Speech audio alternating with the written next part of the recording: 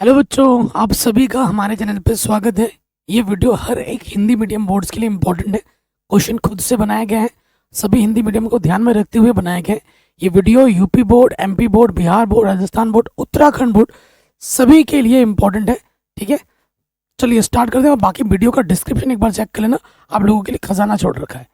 Question क्या बोल रहा है, निम्नलिखित में से अपरिमेय संख्या कौन सी है। ठीक है, तो 22/7 क्या है, परिमेय है, पी बट्टे क्यू के रूप में। बट्टे में जीरो नहीं है, तो ये अपरिमेय संख्या, ये वाला तो नहीं है, ये परिमेय है। 4 का वर्गमूल क्या होता है, 2 होता है। 2 को मैं 2/1 लिख सकता हूँ, ये भी परिमेय है, अपरिमेय नहीं है। पाई क्या होता है, पाई एक अपरिमेय संख्या होती है। तो हमारा उत्तर क्या हो जाएगा, पाई। पाई क्या है, एक अपरिमेय संख्या है, इसे आप हमेशा ध्यान रखिएगा। नेक्स्ट आ जाते हैं कि द्विघात समीकरण का विभक्तिकर क्या है। ठीक है, विभक्तिकर का जो सूत्र होता है डी बराबर वो होता है b² माइनस का 4ac। ए क्या होता है, x² का गुणज 2। बी क्या होता है, x का गुणज माइनस के 4। सी क्या होता है बाबू, अचरबद 3 होता है, यहाँ रख देंगे। बी हमारे पास क्या है, 4 है, रख दिया।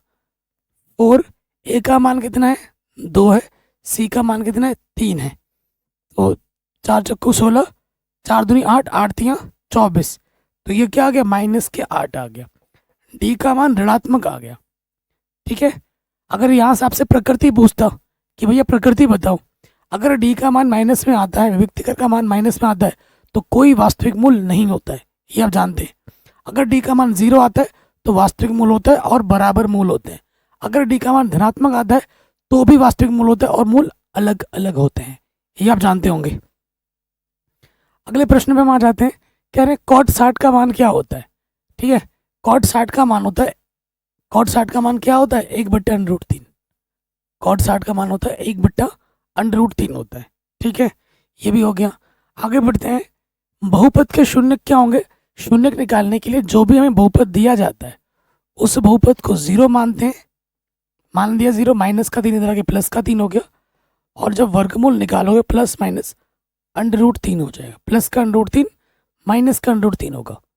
ठीक है, तो अच्छा गुणनफल पूछा है ना, गुणनफल, ओके। तो शून्य को कर, जो गुणनफल का सूत्र होता है वो होता है c/a। तो a क्या है भैया, a है x² का गुणज 1। b क्या है, x का गुणज होता है कुछ नहीं है तो 0। और c क्या होता है, अचरबद माइनस का 3। रख दो यहाँ पर माइनस का 3/1। तो आंसर आ जाएगा माइनस का 3। आंसर क्या आ जाएगा बाबू, माइनस का 3 आ जाएगा। ठीक, कोई दिक्कत तो नहीं है, कोई परेशानी तो नहीं है।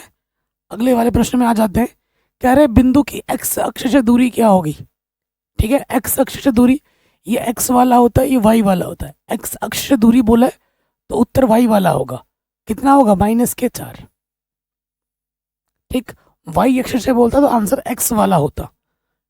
ठीक, कह रहे हैं इस समांतर श्रेणी का 7वां पद क्या होगा। 7वां पद निकालना है, A7। तो A7 को हम लिख सकते हैं, एक कम कर दोगे, A + 6D। A + 6D। ए क्या है, प्रथम पद हमारा 4 है। डी क्या होता है, डी होता है दूसरे पद में से पहला पद घटा दो। कितना आ जाएगा बाबू, 6 आ जाएगा। अब रखो यहाँ पर, पहला पद है 4 और डी हमारा है 6। 6 छंग 36, 36 में 4 जोड़ेंगे तो कितना हो जाएगा, 40। तो हमें हमारा उत्तर मिलेगा 40। ठीक है, कितना होगा, 40 होगा। आगे बढ़ते हैं, अगले प्रश्न में आ जाओ। कह रहे निश्चित घटना की प्रायिकता कितनी होती है। निश्चित अगर घटना है तो उसका मान, उसका प्रायिकता का मान हमेशा 1 होता है। अगर अनिश्चित घटना है तो अनिश्चित का क्या होता है, 0 होता है, ये आप जानते हो। आगे बढ़ते हैं। कह रहे हैं दिए गए चित्र में, आप चित्र देख सकते हैं, बी जो आपका DE है वो समांतर है BC के, और AD/DB भी हमें दे रखा है इतना। तो AE का मान क्या होगा, ये जो AE है ये मान निकालना है। तो अगर ये भुजा इसके समांतर है तो थेल्स के प्रमेय के अनुसार क्या हो जाएगा, AD/DB किसके बराबर होगा, AE/EC के बराबर होगा, है कि नहीं। तो AD/DB हमें दे रखा है 2/3 और AE हमें निकालना है और EC हमें दे रखा है 6। ठीक है, तिरछे गुणा कर देंगे, ये आ जाएगा इधर 2 × 6 बट्टे में है 3, इधर बचा ए ई, 3 दूनी 6, 2 दूनी 4, तो ए ई कितना आ जाएगा, 4 सेंटीमीटर आ जाएगा उत्तर, 4 सेंटीमीटर। ऑप्शन नंबर जो सेकंड वाला है वो सही हो जाएगा। ठीक है, आगे बढ़ते हैं अगले प्रश्न पर। कह रहे हैं 7 सेंटीमीटर ऊंचाई और 10 सेंटीमीटर आधार के व्यास का बेलन का आयतन क्या होगा। चित्र बनाना है, बना लो चित्र। हमारे पास क्या है, एक बेलन है, ये बेलन बना के दिखा देना। ठीक, बेलन में क्या दे रखा है बाबू, हमें दे रखा है ऊंचाई, 7 सेंटीमीटर की ऊंचाई दे रखी है, यहाँ से लेकर यहाँ तक कितना दे रखा है, 7 सेंटीमीटर, और जो 10 सेंटीमीटर आधार का व्यास है, यहाँ से लेकर यहाँ तक कितना है, 10 सेंटीमीटर है। तो त्रिज्या कितनी होगी वो हमें निकालना है अभी। तो लिखेंगे दिया है, दिया क्या है, बेलन की ऊंचाई, बेलन की ऊंचाई h हमें दे रखी है 7 सेंटीमीटर। ठीक, फिर हमें क्या दे रखा है, बेलन का व्यास दे रखा है, व्यास दे रखा है 10। तो व्यास दे रखा है, तो व्यास का आधा क्या होता है, त्रिज्या होता है। तो बेलन की त्रिज्या r क्या हो जाएगी, 10 की आधी, 2 पंजे 10, 5 सेंटीमीटर हो जाएगी। हमें क्या निकालना है, बेलन का आयतन निकालना है। तो यहाँ लिखेंगे प्रश्नानुसार, प्रश्न अनुसार बेलन का आयतन, बेलन का आयतन क्या होता है, सूत्र पाई r स्क्वायर h। पाई का मान 22/7, त्रिज्या हमारी पास है 5, स्क्वायर है तो 2 बार गुणे में आ जाएगा, 5 गुणा 5, और h कितना है हमारे पास, h हमारे पास है 7। तो एक 7 से एक 7 कटा, 22, 5 बचे 25, 25 दूनी 50, हासिल लगा 5, 25 दूनी 50 और 5 55, 550 सेंटीमीटर क्यूब। क्योंकि हमें आयतन निकालना है तो जो भी मात्रक होगा उसकी घात में क्या लग जाएगा, 3 लग जाएगा। ठीक है, तो ये प्रश्न भी हमारा बड़े आराम से बन गया है। आगे बढ़ते हैं, कह रहे tan a का मान इतना है तो cos a का मान क्या होगा। ठीक है, tan a का मान इतना है तो cos a का मान क्या होगा। तो देखो, दो तरीके से कर सकते हैं। अगर तुम sec निकाल देते हो तो cos आ जाएगा, आप जानते हो। यहाँ लिखेंगे दिया है, गिवन क्या दे रखा है बाबू, tan a बराबर दे रखा है 3/5। ठीक है, आप जानते हो sec स्क्वायर बराबर क्या होता है, 1 + tan स्क्वायर a, इसके बराबर होता है सेक स्क्वायर।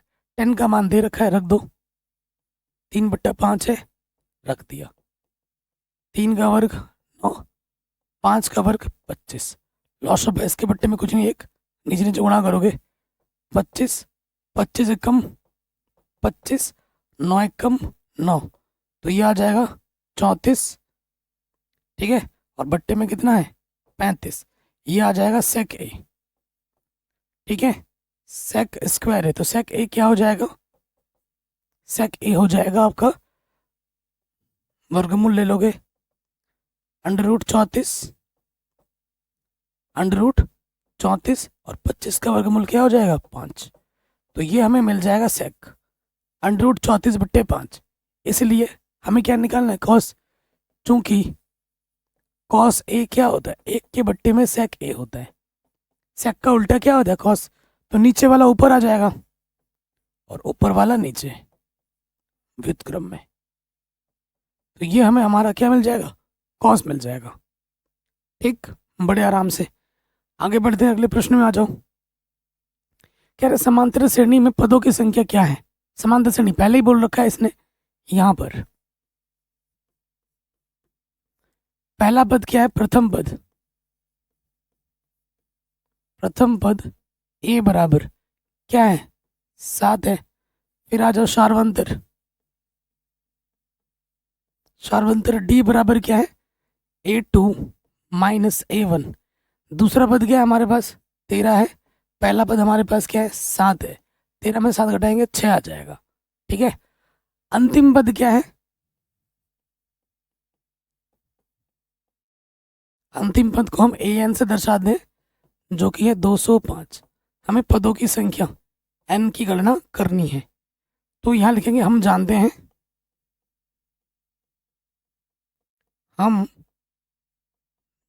हैं कि, क्या जानते हो तुम? हम जानते हैं ए एन बराबर होता है ए प्लस एन माइनस वन गुणा डी, यही होता है। मान रखो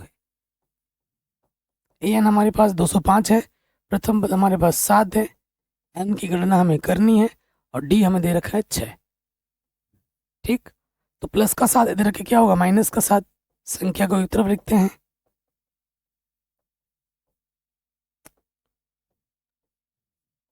ठीक है, तो घटा देंगे तो कितना आ जाएगा, 198। और ये 6 जो गुणे में जाके बट्टे में आ जाएगा। यहाँ बचेगा n माइनस वन, 6×3 = 18, एक बचा 6×3 = 18। तो क्या होगा बाबू, माइनस का इधर आके प्लस का हो जाएगा, तो n का मान कितना आ जाएगा, 34। ठीक है, अतः श्रेणी में 34 पद होंगे। ठीक है, ये हमें हमारा क्या मिल जाएगा, उत्तर। अतः समांतर श्रेणी में कितने पद होंगे, 34 पद होंगे, ये आप लिख दोगे। ठीक है, कोई भी डाउट हो आप दोबारा देख सकते हैं। आगे बढ़ते हैं। नेक्स्ट, 3825 को अभाज्य गुणनखंडों के गुणनफल के रूप में लिखिए। तो इसका हमें क्या करना है, अभाज्य गुणनखंड करना है। 3825 गुणनखंड करते हैं तो क्या हो जाएगा, तो यहाँ से आ जाएगा, देखो 2 से तो कटेगा नहीं, 5 से कटेगा। 5 सत्ते 35, 3 बचा 32 हो गया, 5 छंग 30, 5 बचे 25, फिर 5 से कटेगा, 5 एकम 5, 2 बचा, 5 बचे 25, 1 बचा, 5 तिया 15, 3 से कटेगा, 3 बचे 15, 3 एकम 3, 3 एकम 3, 3 सत्ते 21 और 17 एकम 17। तो यहाँ पर 3825 का जो गुणनखंड हो जाएगा वो क्या होगा, 3 कितनी बार है, 2 बार, 5 कितनी बार है, 2 बार, 17 है 1 बार। ये आ जाएगा इसका अभाज्य गुणनखंड। कोई डाउट है, कोई दिक्कत है बच्चों? नहीं होगी, ये प्रश्न भी हो गया। अगला प्रश्न है, एक द्विघात बहुपद ज्ञात कीजिए जिसके शून्यकों के योग तथा गुणनफल इतने और इतने हैं क्रमशः। शानदार क्वेश्चन है। तो यहाँ लिखेंगे, दिया है, क्या दिया है, शून्यकों का योगफल, अल्फा प्लस बीटा दे रखा है 0, और फिर दे रखा है शून्यकों का गुणनफल, ये दे रखा है √5। हमें क्या निकालना है, द्विघात बहुपद।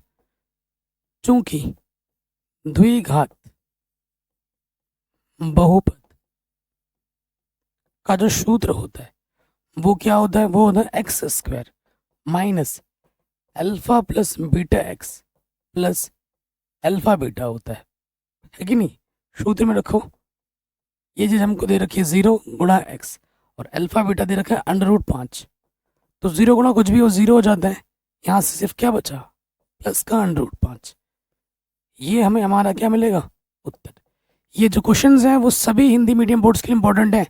ध्यान से, मैं बार बार बोल रहा हूँ, यूपी बोर्ड के लिए भी है, बिहार के लिए भी है, MP, राजस्थान, उत्तराखंड सभी के लिए इंपॉर्टेंट है, झारखंड, छत्तीसगढ़, हरियाणा सबके लिए। कह रहे माध्य, माध्यक और बहुलक में क्या संबंध है, ये हमें लिखना है।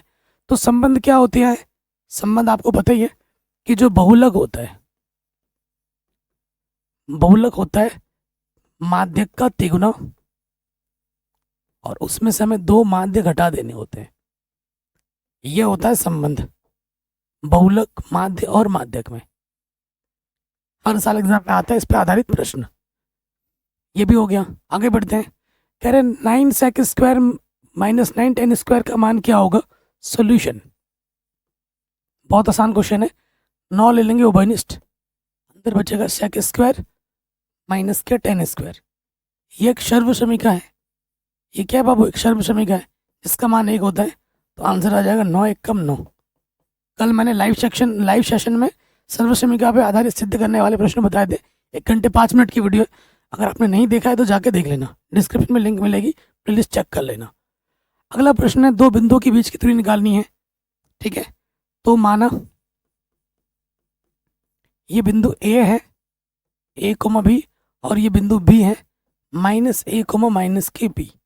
ठीक है, ये दो बिंदु हैं, यहाँ एक बिंदु है, यहाँ एक बिंदु है, इन दो बिंदुओं के बीच की दूरी निकालनी है, हमें ए बी निकालना है, जिसका सूत्र होता है x1 माइनस x2 का वर्ग y1 माइनस y2 का वर्ग। ठीक है, तो देखो बाबू, ये हमारा x1 है, ये हमारा y1, ये हमारा x2 है और ये हमारा y2। ठीक है, सूत्र में रख दीजिए। x1 का मान है a, x2 का मान है माइनस का है, तो माइनस और ये माइनस हो जाएगा प्लस, माइनस गुणा माइनस क्या होता है प्लस, वर्ग।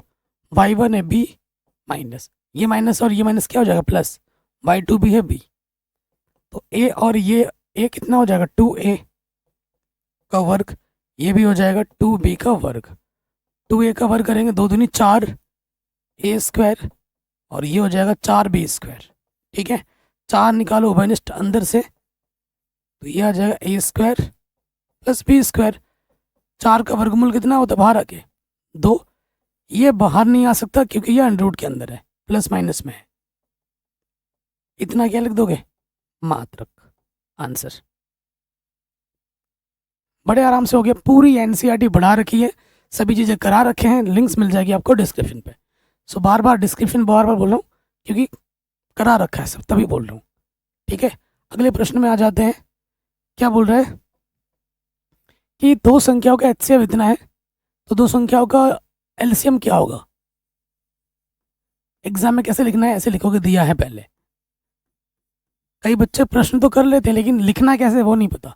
हमें क्या दे रखा है, एचसीएफ क्या दे रखा है, 336 गुणा 54 का दे रखा है 6। हमें एलसीएम निकालना है 336 और 54 का। ठीक, फिर एग्जाम में क्या लिखोगे, यहाँ लिखोगे हम जानते हैं। क्या जानते हो तुम, हम जानते हैं संख्याओं का गुणनफल। संख्याओं का गुणनफल किसके बराबर होता है, एचसीएफ गुणा एलसीएम के बराबर होता है। ठीक है बाबू, संख्या हमारे पास क्या है 336 और 54, तो 336 गुणा 54 किसके बराबर होगा, एचसीएफ दे रखा है 6, हमें निकालना है एलसीएम। अब ये 6 गुणे में इधर के क्या होगा बाबू, बट्टे में हो जाएगा। 336 गुणा 54, 6 गुणे में इधर के बट्टे में आ जाएगा एलसीएम। 6 नम 54, हमें 9 से क्या कर देना है, गुणा कर देना है। 9 छक 54, हासिल लगा 5, 9 तियाँ 27, 27 और 5 कितना हो जाएगा 32, 32 का 2 आ जाएगा, हासिल लग जाएगा 3, 9 तियाँ 27, 27 और 3 30, 3024 आ जाएगा, हमें हमारा एलसीएम मिलेगा। ठीक, कोई भी अगर डाउट हो आप एक बार दोबारा देख सकते हैं। नेक्स्ट कह रहे हैं बहुपद आपको दे रखा है, शून्य का आपको ज्ञात करने, शून्य को और गुणांक के बीच की संबंध की सत्यता की जांच जरूर करनी है। ये क्वेश्चन पक्का आपके एग्जाम में इस प्रकार का क्वेश्चन जरूर आएगा। ठीक है, तो देखिए पहले शून्य निकालते हैं, तो यहाँ लिखेंगे हम शून्य के लिए, शून्य के लिए, शून्य के लिए क्या होगा, जो शून्य बहुपद हमें दे रखा है उसको आप शून्य के बराबर मानते हैं। गुणनखंड बनाना है, 3 पद होते हैं, एक पद नहीं है तो और आसान हो गया। गुणनखंड बनाना है, 4 यू उभयनिष्ठ है, 4 एकम 4 यू स्क्वायर से यू बाहर आ गया, एक यू बचा, 4 दूनी 8 यू बाहर आ गया। ठीक है बाबू, एक गुणनखंड दूसरा गुणनखंड, यदि 4 यू बराबर 0 है, ठीक है, तो ये जो गुणे में है 4 इधर आके क्या हो जाएगा, बट्टे में आ जाएगा। 0 के बट्टे कुछ भी हो क्या होता है, 0 होता है। अब इसको मानेंगे यदि u प्लस 2 बराबर 0, तो प्लस का 2 इधर आके क्या होगा बाबू, माइनस का 2। तो ये हमारे शून्यक है, पहला शून्यक और ये हमारा दूसरा शून्यक है। इस शून्यक को मैं नाम देता हूँ, एक को अल्फा बोल दिया, दूसरे को बीटा बोल दिया, कोई दिक्कत नहीं होगी। अब जांच करनी है हमें, यहाँ लिख दोगे चूंकि ये क्या होता है, एक्स इस मतलब यू में है यू स्क्वायर का गुणज 4, बी क्या होता है यू का गुणज 8 है, सी क्या होता है अचर पद, अचर पद है क्या इसमें, नहीं है तो 0 है। ठीक, तो पहली जांच करेंगे हम नंबर 1, शून्यकों का योगफल। शून्यकों का योगफल, शून्यकों का योगफल का जो सूत्र होता है वो होता है अल्फा प्लस बीटा बराबर माइनस के बी अपॉन ए। ठीक, अल्फा कितना है 0, बीटा कितना है माइनस के 2, बी कितना है हमारे पास 8, ए कितना है 4, 4 दूनी 8, 0 में से 2 घटाओगे माइनस का 2, और यहाँ पे भी है माइनस का 2, है बराबर दोनों तरफ बराबर है, यानी कि बिल्कुल सही है। नेक्स्ट पे आ जाओ, नेक्स्ट हमें निकालना है शून्यकों का गुणनफल। शून्यकों का गुणनफल जिसका सूत्र होता है अल्फा गुणा बीटा बराबर सी बट्टा ए। सी बट्टा ए होता है अल्फा गुणा बीटा, अल्फा का मान क्या है 0, बीटा का मान है माइनस का 2, सी का मान है 0, 0 गुणा कुछ भी हो 0 होता है, 0 के बट्टे कुछ भी हो 0 होता है। आ गया, दोनों तरफ बराबर।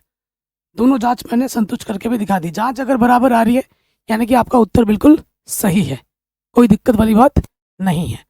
वेरी इंपॉर्टेंट है, ऐसा एक क्वेश्चन आपके एग्जाम में जरूर आएगा। ऐसी दो संख्याएं ज्ञात कीजिए जिनका योग 27 हो और गुणनफल 182 हो। 2 नंबर में आ सकता है, आता है, तो मान लेते हैं जिनका योग 27 है।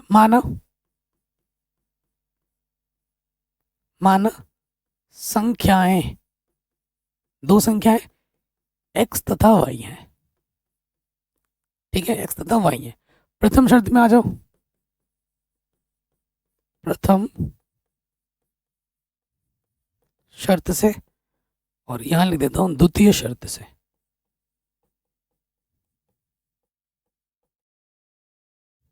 प्रथम शर्त में क्या बोला, इनका योग 27 है। दोनों संख्या को अगर आप जोड़ते हो तो कितना आता है 27 आता है। तो यहां से y का मान निकाल सकते हैं हम, प्लस के x इधर के क्या हो जाएगा माइनस के x। समीकरण 1। और इनका जो गुणनफल है x और y को अगर हम गुणा करते हैं कितना आ जाता है 182 आता है। ठीक है, तो मैं क्या करूंगा यहाँ पर y का मान रख दूंगा, y का मान रखने पर y का मान रख दो, तो y का मान क्या है 27 माइनस का x, इधर है 182। ठीक, अब हमें क्या करना है बाबू, हल करना है।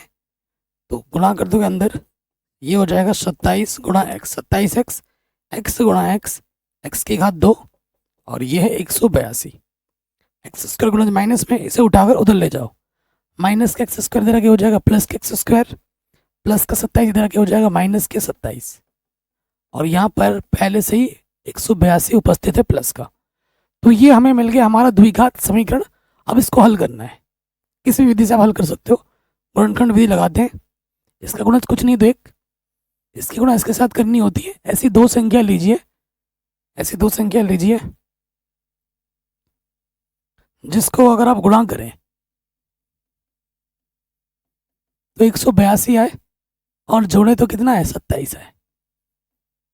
ठीक है, तो वो दो संख्या होगी 13 और 14।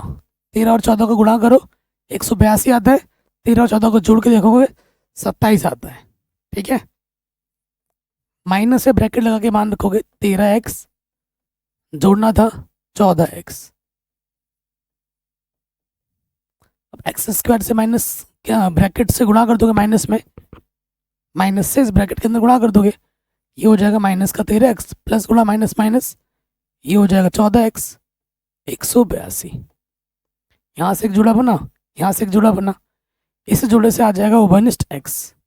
एक्स स्क्वायर से एक x बाहर आ गया, x बचा, यहाँ से बचा 13, नेगेटिव 14 आ गया उभयनिष्ठ, निकाला, यहाँ से x बचा, नेगेटिव बाहर, अंदर बचा माइनस। ठीक है, 14 कम 14, 14 42। देखो ये चीज़ और ये चीज़ सेम टू सेम है, तो जो दो बार है उसे आप एक बार लिखोगे, और जो उभयनिष्ठ है उसे आप दूसरे वाले ब्रैकेट में लिखते हो। अब एक बार इसको 0 मानना है, एक बार इसको 0 मानना है। यदि x माइनस 13 बराबर 0, तो माइनस का 13 क्या हो जाएगा प्लस का 13। यदि x माइनस 14 बराबर 0, तो x बराबर क्या हो जाएगा 14, माइनस का 14 इधर के क्या हो जाएगा प्लस का 14। दो केस बन जाएंगे आपके, ठीक है। Case 1 case 2। केस 1 क्या है, यदि x बराबर अब 13 लोगे तो y बराबर क्या है 27 माइनस के x, यहाँ पर रखना है। x का मान कितना है 13, तो अगर पहली संख्या 13 होगी तो दूसरी 14 होगी। यदि अगर आप x 14 मानते हो तो y क्या होगा 27 माइनस एक्स, x कितना है 14। तो अगर आप पहली संख्या 14 मानते हो तो दूसरी संख्या आपको कितनी मिलेगी 13 मिलेगी। आंसर वेरी इंपॉर्टेंट है और एग्जाम में बार बार आता है। कोई भी अगर डाउट हो आप दोबारा देख सकते हैं। या फिर k का वह मान ज्ञात करो जिसके लिए द्विघात समीकरण के दो बराबर मूल हो। हर साल एग्जाम में आता है। इस वीडियो में मैंने जितने भी क्वेश्चन लिए हैं वो ऐसे प्रश्न है जो हर साल बार बार आता है, ठीक है, हर साल बार आता है। देखिए, तो हमारे पास द्विघात समीकरण क्या है, दिया है, दिया क्या है द्विघात समीकरण।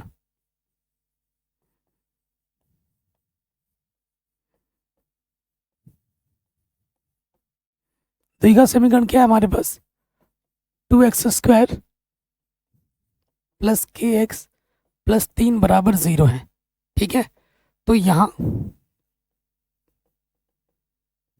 a के स्थान पर क्या है x² का गुणज 2, b के स्थान पर क्या है x का गुणज k, और अचर पद कितना है यहाँ पर 3 है, ठीक है। फिर आ जाओ प्रश्नानुसार। प्रश्नानुसार बराबर मूल के लिए, बराबर मूल के लिए, बराबर मूल के लिए क्या होता है विभक्ति कर शून्य होता है, यानी कि b² माइनस 4ac का मान शून्य के बराबर होगा। b कितना है k है, k का वर्ग 4, a का मान है 2, c का मान है 3, सब गुणे में है। तो यहाँ से देखो क्या होगा 4 दूनी 8, 8 या 24, ठीक। तो माइनस का 24 इधर के क्या होगा प्लस का 24, तो 4 छंग 24, तो वर्गमूल निकालोगे 4 छंग यानी कि 2√6 आ जाएगा प्लस माइनस, ठीक है। ये हमें हमारा क्या मिल जाएगा उत्तर। कोई भी अगर डाउट हो आप एक बार दोबारा देख सकते हैं, ठीक। आगे बढ़ते हैं अगले प्रश्न में। कह रहे हैं एक थैले में 3 लाल और 5 काली गेंद हैं। इस थैले में से एक गेंद यादृच्छा मतलब बिना देखे निकाली जाती है। इसकी प्रायिकता क्या है कि लाल होगी लाल नहीं होगी, ठीक है, लाल होगी लाल नहीं होगी। तो दिया क्या है, दिया है लाल गेंद, लाल गेंद कितनी है 3 है। फिर है काली गेंद 5, तो कुल गेंद कितनी है,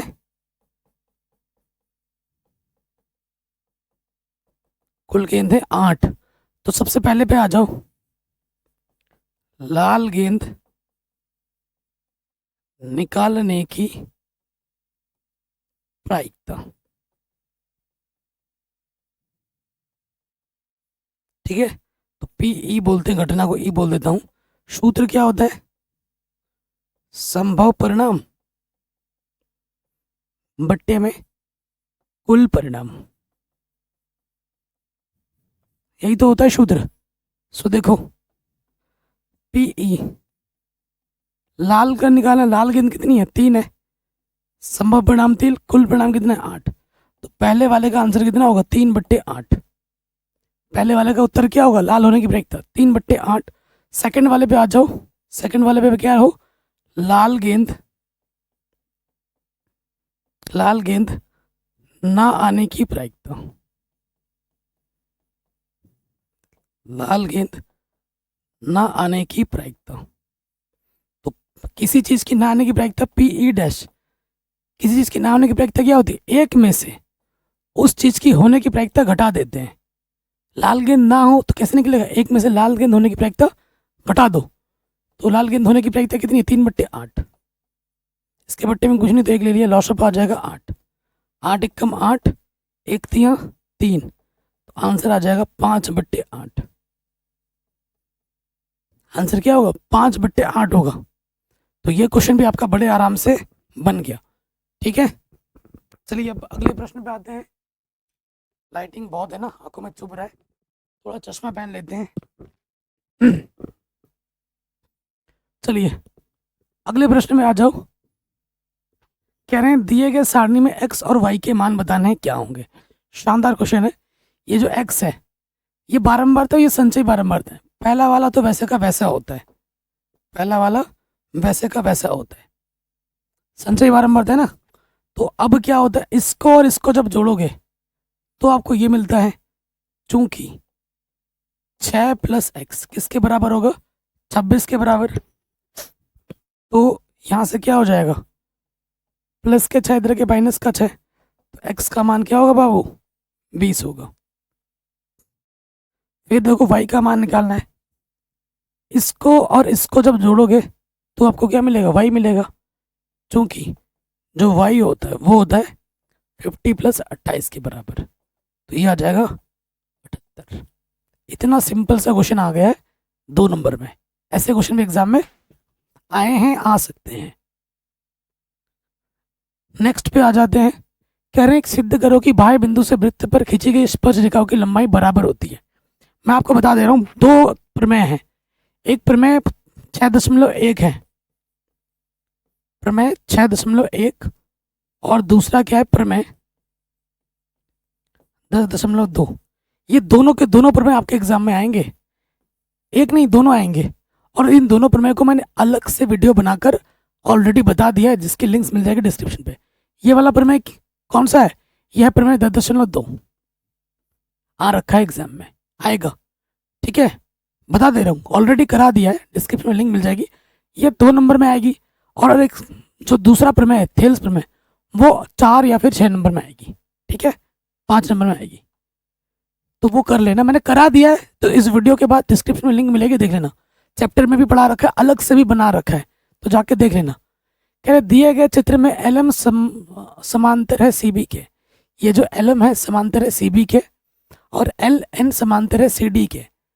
तो हमें सिद्ध करना है कि AM/AB, AM/AB बराबर होगा AN/AD के, AN/AD पूरा पूरा। तो ये क्वेश्चन बहुत ही शानदार, बहुत ही जानदार है, और इसको पिछले साल भी पूछा गया था, और इस साल भी पूछा जा सकता है। ठीक है, जगह कम है हमारे पास, तो थोड़ा छोटे छोटे लिखूंगा। सबसे पहले आ जाते हैं प्रथम शर्तानुसार।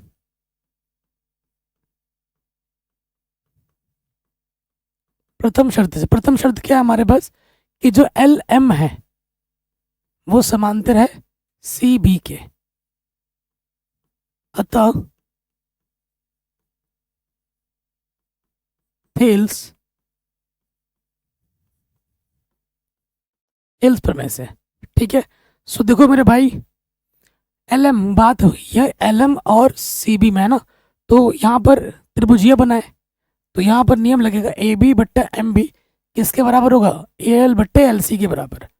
करके दिखाना है, थेल्स प्रमेय लगाओगे, AM/MB किसके बराबर होगा? AL/LC। ठीक है, अब जब भी AM/AB बोलेगा तो देखो तरीका क्या है, हमें क्या करना, व्युत्क्रम ले लेना, पलट देने पर। यहाँ लिखोगे पलटने पर MB/AM, और यहाँ हो जाएगा LC/AL। ठीक है, पलट दिया। उसके बाद हमें दोनों तरफ एक एक जोड़ना है, इधर भी एक जोड़ो, इधर भी एक जोड़ो। अगले स्टेप में दोनों तरफ एक जोड़ने पर फिर ले लोगे लॉसअप। नीचे क्या आ जाएगा? AM एक कम AM प्लस यहाँ पे MB, फिर यहाँ पर AL, यहाँ तो है LC प्लस में AL एक कम AL। अब चित्र में आ जाओ, AM/MB क्या है? AM/MB किसके बराबर है? AB के बराबर है। यहाँ आ जाएगा AB बट्टे में क्या है? AM, और LC प्लस AL किसके बराबर है? AC के बराबर है, बट्टे में AL। देखो यहाँ से LC प्लस AL किसके बराबर है? AC के बराबर है। अब लास्ट में फिर आपको पलट देना है, पलटने पर ए एम ऊपर आ जाएगा, ए बी नीचे, ए एल ऊपर आ जाएगा, ए सी नीचे। यहाँ पे पलटा था, लास्ट में फिर यहाँ पे पलट दिया। समीकरण नंबर 1। सेम काम आपको दोबारा दूसरे शर्त में भी काम करना है, सेम टू सेम वही चीज करना है।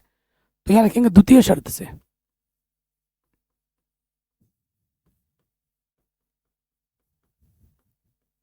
द्वितीय शर्त में क्या है कि जो एल एन है समांतर है सी डी के, एल एन समांतर है सी डी के, इसमें भी आप लगा दोगे थेल्स प्रमेय। अतः थेल्स प्रमेय से, प्रमेय 6.1 से। ठीक, तो ये क्या हो जाएगा, क्या होगा ये हो जाएगा ए एन बट्टे एन डी बराबर होगा ए एल बट्टा एल सी। फिर क्या करना है, पलटना है, एन डी बट्टा ए एन, एल सी बट्टा ए एल। पलटने के बाद क्या करना है, दोनों तरफ एक जोड़ना है, इधर भी एक जोड़ा, इधर भी एक जोड़ा। फिर क्या ले लेना है, लॉस ऑफ, यहाँ से आ जाएगा ए एन एक कम A N plus N D, यहाँ से loss of A L C plus A L एक कम ए एल। तो A N plus N D किसके बराबर है, ए डी के बराबर, बट्टे में ए एन, और A L plus L C किसके बराबर है, ए सी के बराबर, बट्टे में ए एल। लास्ट में फिर से आपको क्या लेना है, व्युत्क्रम लेना है, नीचे वाला ऊपर आ जाएगा, ऊपर वाला नीचे।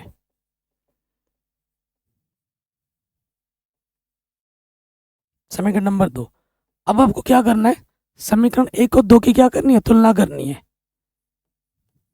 समीकरण 1 व 2 से।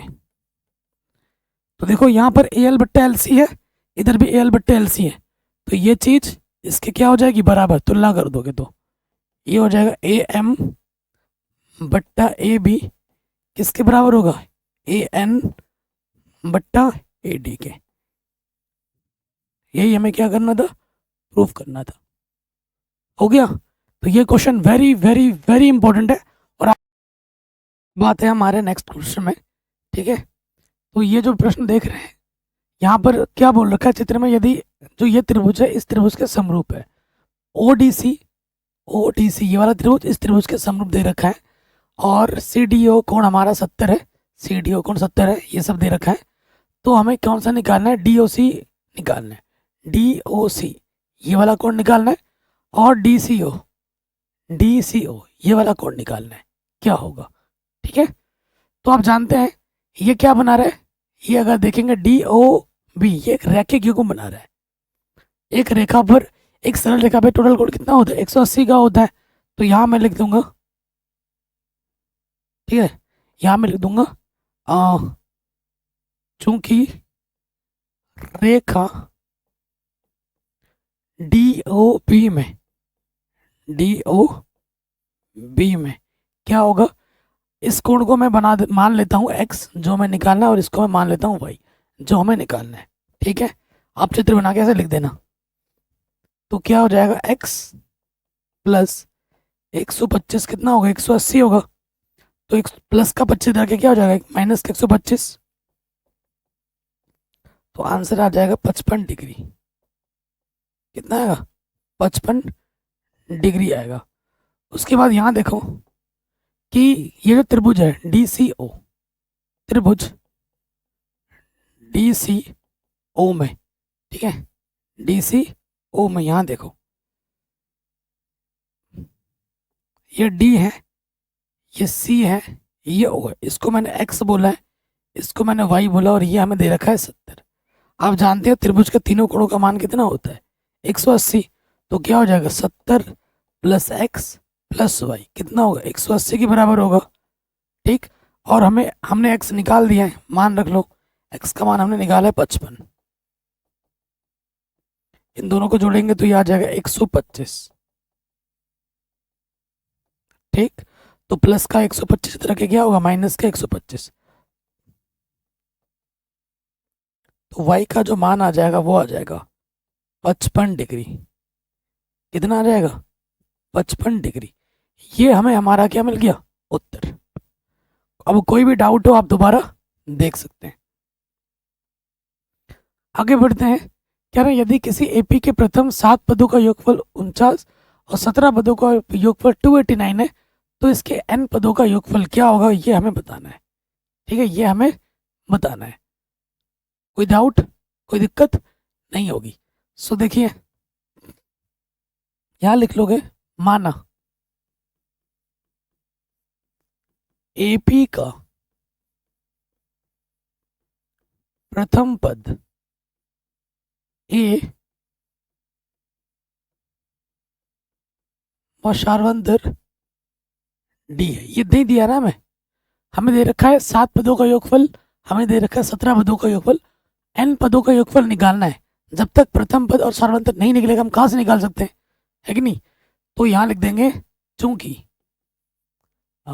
चलो पहले ये जो दिया है वो लिख लेते हैं। दिया है हमें दे रखा है 7 पदों का योगफल S7, कितना दे रखा है 49, और हमें क्या दे रखा है 17 पदों का योगफल S17, क्या दे रखा है 289। ठीक, आप ये जानते होंगे चूंकि एन बराबर क्या होता है n/2 2a प्लस n-1 गुणा डी होता है। तो इसमें आ जाओ, S7 n की जगह पे क्या रखेंगे 7 रखेंगे, n/2 2a प्लस n-1 गुणा डी, ये दे रखा है 49। ठीक है, ये दे रखा है 49। थोड़ा हल कर लो, 2a 7 में से कम करेंगे 6 आ जाएगा, 6d, यह है 49। तो आप जानते हैं ऊपर ऊपर कटता है, 7 कम 7, 7 7 49। यहाँ से क्या है, ऊपर से 2 उभयनिष्ठ है, ऊपर से 2 उभयनिष्ठ है, निकालो तो 2 बाहर आ जाएगा। यहाँ पर बट्टे में ऑलरेडी 2 है, 2 1 कम 2, 2 3 6, यह 7, 2 से 2 कटा, तो a प्लस 3d हमें कितना मिला 7 मिला। पहले शर्त से हमको पहला समीकरण मिल गया। अब इसमें आ जाओ, चूंकि n का मान क्या 17, n/2 2a n-1 17-1 गुणा डी, ये हमें दे रखा है 289 के। ठीक है, तो आगे हल करेंगे, यहाँ से आ जाएगा 2a, 17 में से कम करेंगे 16 डी, ये है 289। देखो कट जाएगा ऊपर ऊपर, 17 1 कम 17, 17 गुणा 17 289 होता है। यहाँ से क्या 2 घनिष्ठ है, 2 1 कम 2, 2 8 16, बट्टे में क्या है 2, 2 से 2 कटा, यहाँ बचा 17।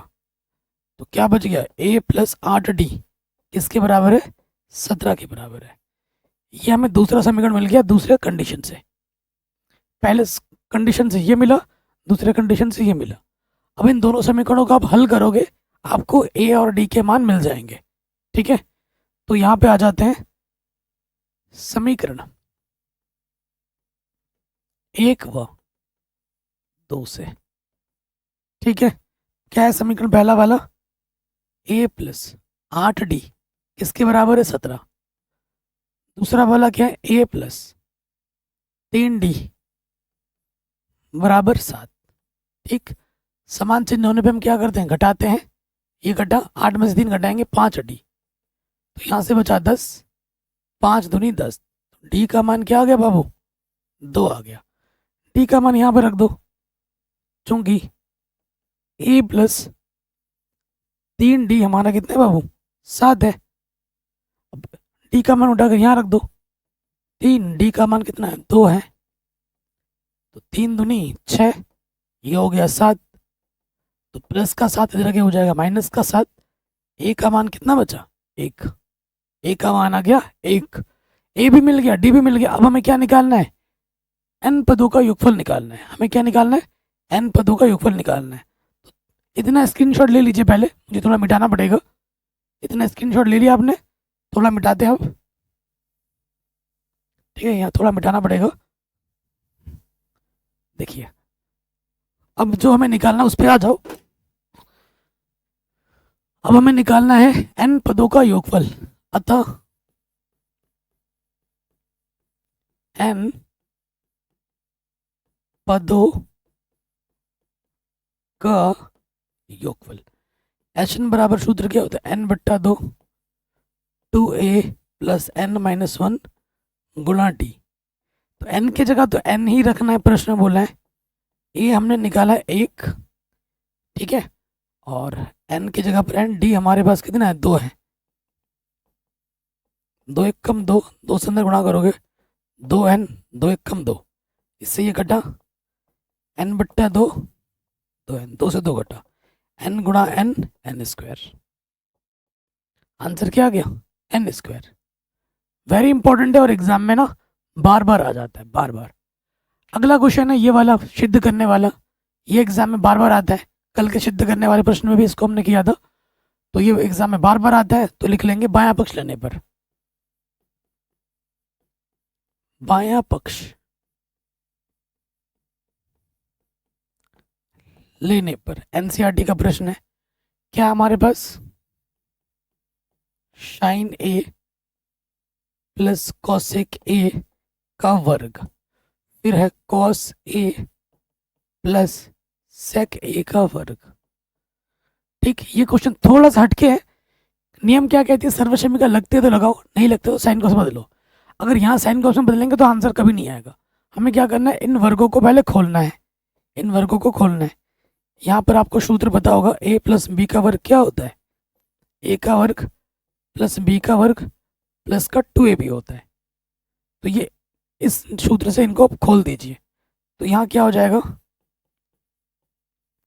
a का वर्ग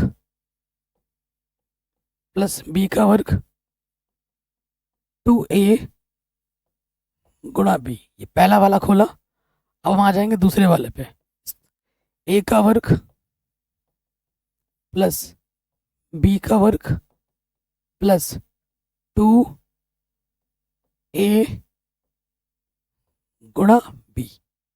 ठीक, तो यहाँ पर देखो सूत्र लगेगा, यहाँ पे भी सूत्र लगेगा, और साइन स्क्वायर और कॉस स्क्वायर एक साथ रखोगे, क्योंकि sine square plus cos square का मान क्या होता है, एक। बहुत सारे सर्वसमीकरण लगेंगे, कौन कौन सा लगेगा वो लिख के दिखाना पड़ेगा एग्जामिनर को। आप नियम लगाओगे कि साइन स्क्वायर ए प्लस कॉस स्क्वायर ए का मान 1 होता है। उसके बाद यहाँ पे भी लगाना पड़ेगा, आप जानते हो कॉसेक स्क्वायर ए बराबर होता है 1 प्लस कॉट स्क्वायर है। फिर यहाँ पर है, यहाँ पे भी लगाना पड़ेगा सेक स्क्वायर। सेक स्क्वायर बराबर क्या होता है, 1 प्लस टेन स्क्वायर है। उसके बाद यहाँ पे भी सर्वसमीकरण लगेगा, कॉस ए गुणा सेक ए 1 के बराबर होता है, और साइन ए गुणा कॉसेक ए भी 1 के बराबर होता है। इतने सारे सर्वसमीकरण लगेंगे, लगाओ। Sine square plus cos square की जगह पर 1, कॉसेक स्क्वायर की जगह पर 1 प्लस कॉट स्क्वायर, फिर 2, इसके जगह पर 1, सेक की जगह पे क्या होगा, 1 प्लस टेन स्क्वायर ए, इसकी जगह पे ये हो गया 2, और इसके जगह पे भी 1 आ गया। 2 1 कम 2, 3 2 5 6 और 1 7, और यहाँ से है टेन स्क्वायर प्लस यहाँ से क्या है कॉट स्क्वायर। यही हमको क्या करना था, सिद्ध करना था। और ये क्वेश्चन आपके एग्जाम में बार बार रिपीट होता है एग्जाम में। ठीक है, ये भी हो गया आराम से। आगे बढ़ते हैं, अगले प्रश्न में आ जाओ। वेरी इंपॉर्टेंट है और एग्जाम में बार बार आता है, शानदार क्वेश्चन है। क्वेश्चन पहले पढ़ लेते हैं। क्वेश्चन क्या बोल रहे हैं कि कोई बर्तन एक खोखले अर्धगोले के आकार का है, जिसके ऊपर एक खोखला बेलन अध्यारोपित है। एक अर्धगोला है खोखला, जिसके ऊपर एक बेलन अध्यारोपित है, वो भी है खोखला। ठीक है, तो हमारे पास क्या है, अर्धगोले का जो व्यास है वो 14 सेंटीमीटर है। अर्धगोले का जो व्यास है यहाँ से लेकर यहाँ तक 14 सेंटीमीटर, तो इसकी त्रिज्या क्या हो जाएगी, उसकी आधी हो जाएगी 7। तो बेलन की जो त्रिज्या होगी वही अर्धगोले की त्रिज्या होगी, क्योंकि अध्यारोपित है। ठीक, इस बर्तन की जो टोटल ऊंचाई है, कुल ऊंचाई यहाँ से लेकर यहाँ तक कितना है, 13 सेंटीमीटर है। यहाँ से लेकर यहाँ तक, तो देखो यहाँ से लेकर यहाँ तक क्या होगा, जो बेलन की ऊंचाई h क्या होगी, 13 में से मुझे कितना घटा देना है, 7 घटा देना है। कितना आ जाएगा, 6 सेंटीमीटर आ जाएगा। बेलन की ऊंचाई कितनी होगी, 6 सेंटीमीटर होगी, और बेलन की त्रिज्या 7 होगी। अर्धगोले की त्रिज्या भी कितनी होगी, 7 होगी। हमें क्या निकालना है, हमें बर्तन का आंतरिक पृष्ठीय क्षेत्रफल निकालना है, अंदर अंदर से बस। ठीक है, तो जो दिया है वो लिखेंगे। दिया है किस व्यास दे रखा था हमें, अर्धगोले का व्यास 14 सेंटीमीटर था। तो त्रिज्या क्या हो जाएगी, 14 की आधी 7 सेंटीमीटर। उसके बाद क्या है बाबू, बेलन की ऊंचाई। बेलन की ऊंचाई h बराबर क्या होगी, टोटल 13 में से इतनी दूरी में घटा देनी है 7, ये आ जाएगी 6 सेंटीमीटर। ठीक, फिर आ जाएंगे प्रश्नानुसार। प्रश्नानुसार हमें निकालना है ठोस का आंतरिक पृष्ठीय क्षेत्रफल। अंदर अंदर से क्या है भैया, अंदर अंदर से एक अर्धगोला है, अंदर अंदर से क्या है, बेलन है। तो ये हो जाएगा अर्धगोले का पृष्ठीय क्षेत्रफल प्लस बेलन का पृष्ठीय क्षेत्रफल। ठीक, सूत्र क्या होता है अर्धगोले का, ये होता है 2 पाई आर स्क्वायर, और बेलन का क्या होता है 2 पाई आर एच। तो यहाँ से कम 2 पाई आर उभयनिष्ठ है दोनों में से, यहाँ से एक आर बचेगा, यहाँ से एच बचेगा। 2 पाई का मान 22/7, एच का मान कितना है 6 है, आर का मान है 7, और एच का मान है 6। ठीक है, कुछ कटपिट रहा है क्या ना, कुछ भी कटपिट नहीं रहा है। तो 22 दूनी 44 गुणा 6 बट्टे में 7, और 7 और 6 कितना होता है 13। ऊपर ऊपर गुणा कर देना, बट्टे में 7 लिख देना, जो भी आएगा उतना सेंटीमीटर हमारा क्या हो जाएगा आंसर, उतना सेंटीमीटर क्या हो जाएगा आंसर आ जाएगा। कोई भी डाउट है एक बार दोबारा देख लेना। ठीक है, गुणा भाग छोड़ रहा हूँ आप पर, इतना तो कर ही लोगे। नेक्स्ट क्वेश्चन है, कह रहे हैं दी गई आकृति में छायांकित भाग का क्षेत्रफल ज्ञात कीजिए। ये जो हिस्सा आप देख रहे हो ना, इसका हमें क्षेत्रफल निकालना है। ये कैसे निकलेगा, जब बड़े वाले त्रिज्यखंड में से, बड़े वाले केक के टुकड़े में से छोटा वाला केक का सफेद वाला टुकड़ा काट के फेंक दूंगा, तो ये काला काला हिस्सा बच जाएगा। ठीक है, सिलेबस में आएगा। ठीक है, क्योंकि सूत्र आप देखिए, दोनों का जो कोण है वो 40 है, दोनों का त्रिज्या अलग अलग है। छोटे वाले की त्रिज्या 7 है और बड़े वाले की त्रिज्या 14 है। ठीक है, तो हमें दिया क्या है,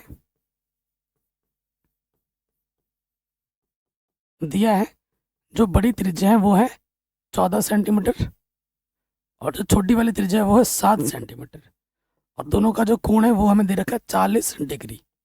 ठीक है, 40 डिग्री। अतः छायांकित भाग का क्षेत्रफल, छायांकित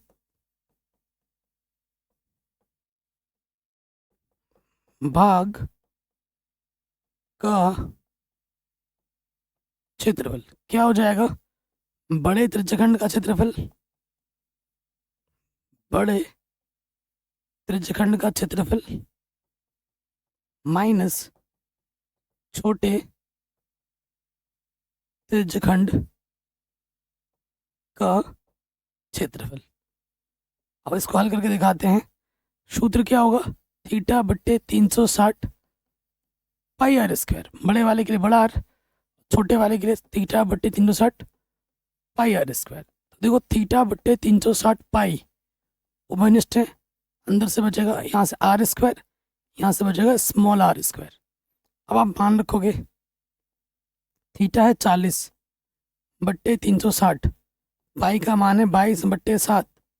ठीक है, तो यहाँ सूत्र लगा सकते हो, आर स्क्वायर माइनस आर, आप सूत्र जानते हो ना, ए स्क्वायर माइनस बी स्क्वायर क्या होता है, ए प्लस बी, ए माइनस बी, ये ए की जगह पर ये बी की जगह पर है, तो ये हो जाएगा R plus R, R minus K R. 4 9 36, 1/9, 22/7, और यह है 14, छोटा वाला है 7, 14 माइनस 7, 14 में 7 कटोगे 7 आएगा, 7 से 7 कटा, 4 9 36 है ना, ठीक है। ऊपर आ गया 22/9, ये 14 और 7 कितना होगा 21, 3 तिया 9, 3 सतह 21, 7 दूनी 14 हासिल लगा, 1 7 दूनी 14 और 1 15, 154/3, ठीक है, इतना सेंटीमीटर स्क्वायर आंसर आ जाएगा। ये आ जाएगा इस छायांकित भाग का क्षेत्रफल। कोई डाउट, कोई दिक्कत नहीं होनी चाहिए। तो ये प्रश्न भी आपका आराम से बन गया। अगले प्रश्न पे आ जाते हैं, वेरी इंपॉर्टेंट है। बिंदु इतने इतने को जोड़ने वाला रेखाखंड ये वाला जो है किस अनुपात में विभाजित करता है? हर साल एग्जाम में आता है। देखो हमारे पास एक रेखाखंड है जो कि है -3,10 है और इधर है 6,-8 है, ठीक है। फिर हमारे पास एक बिंदु है, इस बिंदु का नाम P बोल देते हैं, इसको मैं A बोलता हूँ, इसको मैं B बोलता हूँ। एक बिंदु है -1,6, इसको किस अनुपात में विभक्त करता है? तो मान लेते हैं M1 अनुपात M2 में विभक्त करता है। ये बिंदु हमारा x1 है, ये y1, ये x2, ये y2, और ये जो बिंदु है ये है विभाजन बिंदु, विभाजित कर रहा है इसको। ये क्या है बाबू? ये है विभाजन बिंदु, ठीक है। ये x निर्देशांक है, ये y निर्देशांक है, ठीक। दोनों निर्देशांक मुझे मालूम है, तो यहाँ लिख दूंगा मैं विभाजन सूत्र से। विभाजन सूत्र से क्या होता है? विभाजन सूत्र x बराबर होता है m1 x2 plus m2 x1 बट्टे में m1 प्लस m2, ठीक। तो भैया जी x मेरा क्या है? -1, m1 पता नहीं, x2 है -3, m2 पता नहीं, x1 है आपका 6 बट्टे में m1 प्लस m2। तिरछे गुणा करते हैं, माइनस का m1 हो जाएगा, माइनस का m2, यहाँ से -3 m1 और यह 6 m2, ठीक। क्या हो जाएगा देखो, m1 को एक तरफ लेके आओगे, -3 m1 इधर के +3 m1, ठीक है, और इधर है 6 m2, माइनस का m2 इधर आके प्लस का m2, तो ये बचेगा इधर से 2 m1, इधर से बचेगा 7 m2। ये गुणे में है, इधर के बट्टे में आ जाएगा, और ये बट्टे में इधर के गुणे में आ जाएगा। बट्टे का मतलब क्या होता है? अनुपात। आंसर क्या आ जाएगा? 7:2। आंसर क्या आ जाएगा? 7:2, ठीक। किस अनुपात में विभक्त कर रहा है? 7:2 में विभक्त कर रहा है। ये हमें हमारा मिल जाएगा उत्तर। अगला क्वेश्चन है, निम्न समीकरणों को आपको क्या करना है? हल करना है, ठीक है। निम्न समीकरणों को हल करना है, तो ध्यान से देखिए, हमें क्या दे रखा है? ये पहला समीकरण है और ये दूसरा समीकरण है, इसको हल करना है। तो समीकरण 1 से देखो, चूंकि जो दिया है उसको ध्यान से देखो, थोड़ा ढंग से देखो। क्या दिया है? 0.2x प्लस 0.3y बराबर 1.3। दशमलव हटाओगे नीचे एक आ जाएगा, एक स्थान एक 0 पड़ेगा। दशमलव हटाओगे एक आ जाएगा नीचे, एक स्थान एक 0 पड़ेगा। दशमलव हटाओगे एक आ जाएगा, एक स्थान एक 0 पड़ेगा। इसके बट्टे में 10, इसके बट्टे में 10, इसके बट्टे में 10, सारे बट्टे में सेम टू सेम है, कट जाएंगे। यहाँ से क्या बचेगा? 2x प्लस 3y बराबर 13। यह है समीकरण 1 का सही रूप। इसी प्रकार दूसरा भी हो जाएगा। ये वाला क्या हो जाएगा? ये हो जाएगा 4x प्लस 5y बराबर क्या हो जाएगा? 23। ये हमारा दूसरा समीकरण है। अब इन दोनों समीकरणों को क्या करना है आपको बाबू? हल कर लेना है। किसी भी विधि से हल कर सकते हो, विलोपन विधि लगा रहे हैं हम, ठीक है। विलोपन विधि लगाते हैं। इसका x का गुणा 4 है, इस वाले में 2 से गुणा करोगे x 4 हो जाएगा। 4 से गुणा करते हैं, 2 दूनी 4x, 2 तियाँ 6y, 13 दूनी 26, और ये क्या है? 4x plus 5y 23। समान चिन्ह घटाएंगे, चिन्ह बदलेगा, प्लस माइनस कटा। 6 में से 5y घटाएंगे, 1y बचेगा। 26 में से 23 घटाएंगे, 3 बचेगा। y का मान आ जाएगा 3, y का मान किसी भी एक समीकरण में रख दो, चूंकि 2x प्लस 3y बराबर कितना है, 13 है। तो 2x, y का मान मैं रख दूंगा 3, ठीक, 3 3 9। अब क्या हो जाएगा बाबू, यहाँ से देखो प्लस का 9 इधर आके क्या हो जाएगा, माइनस का 9। तो यहाँ से बचेगा 4, 2 गुणे में है, इधर आके बट्टे में आ गया, 2 दूनी 4। एक्स का मान क्या आ जाएगा, 2 आ जाएगा। एक्स का मान आ जाएगा 2। कोई भी डाउट हो, दिक्कत हो, आप दोबारा देखिए। मैं यहाँ पर प्रश्नों को थोड़ा जल्दी जल्दी हल करवा रहा हूँ, कारण क्या है, एग्जाम सर्वर है, ऐसा तो नहीं कि आप पहली बार देख रहे हो। मैं यहाँ सिखा नहीं रहा हूँ, ये ध्यान रखिए। मैं यहाँ इंपॉर्टेंट क्वेश्चन सॉल्व करा रहा हूँ फटाफट, क्योंकि अभी आप एग्जाम देने वाले हो। अभी यहाँ थोड़ी ना बताऊँ, आराम आराम से। अगर आपको हर चीज़ आराम आराम से सीखनी है तो आप हमारे एनसीईआरटी वीडियोस देखिए, एकदम मक्खन की तरह आराम आराम से समझा रखा है हर चीज़, ठीक है, एकदम स्लो मोशन में। तो वहाँ जाके आप देख सकते हैं, डिस्क्रिप्शन में लिंक मिल जाएगी। अब आते हैं, ये जो क्वेश्चन है 5 नंबर और 6 नंबर में हर साल आपके बोर्ड एग्जाम में आते ही आते हैं, और इन पे मैं जो वीडियो अलग से बना भी चुका हूँ, 6 नंबर के, 5 नंबर के मोस्ट इंपॉर्टेंट क्वेश्चन, ठीक है, 1 शॉट वीडियोस जो बना रखे उनको भी आप देख सकते हैं, वहाँ से एग्जाम में बार बार आते हैं। अब हम आते हैं नेक्स्ट प्रश्न में। देखो ये क्वेश्चन बहुत इंपॉर्टेंट और एग्जाम में आपके पक्का आएगा, ठीक है। कह रहे हैं 7 मीटर ऊंचे भवन के शिखर से केबल टावर के शिखर का उन्नयन कोण 60 डिग्री है, ठीक है। हमारे पास क्या है, देखो कह रहे हैं 7 मीटर ऊंचा भवन है, हमारे पास एक भवन है, ये भवन है जिसकी ऊंचाई 7 मीटर है। केबल टावर यहाँ पर है, केबल टावर। कह रहे 7 मीटर ऊंचे भवन के शिखर से केबल टावर के शिखर का जो उन्नयन कोण है वो 60 डिग्री है। वो क्या है, 60 डिग्री है। और उन्नयन बनाने के लिए इसके समांतर मुझे यहाँ से रेखा लेनी पड़ेगी। ये हमें दे रखा है 60 डिग्री, ठीक। और उसके पाद का, ये शिखर हुआ, ये पाद, ये नीचे वाला पॉइंट हुआ, इसका जो अवनमन कोण है वो हमें दे रखा है 45, यहाँ हमें दे रखा है 45। तो यहाँ पे भी कितना होगा, 45 होगा, ठीक। ये हमें दे रखा है 7 मीटर। तो हमसे पूछ रहा है टावर की ऊंचाई क्या होगी। अगर ये 7 है तो यहाँ से लेकर यहाँ तक क्या होगी, 7 मीटर होगी। मैं इस ऊंचाई को क्या नाम देता हूँ, h दे देता हूँ। अगर मैं h निकाल लूँ और h में मैं 7 जोड़ दूँ तो टोटल ऊंचाई आ जाएगी, जो कि होगी टावर की ऊंचाई, है कि नहीं, जो कि होगी टावर की ऊंचाई। नाम दे दो A B C D। यहाँ एक समकोण त्रिभुज बना, यहाँ एक समकोण त्रिभुज बना, दोनों त्रिभुजों को हल करोगे आंसर आ जाएगा, ठीक। देखो D, अच्छा A B C D, इसको मैंने नाम दिया E। हमने क्या माना, D E हमने H माना है।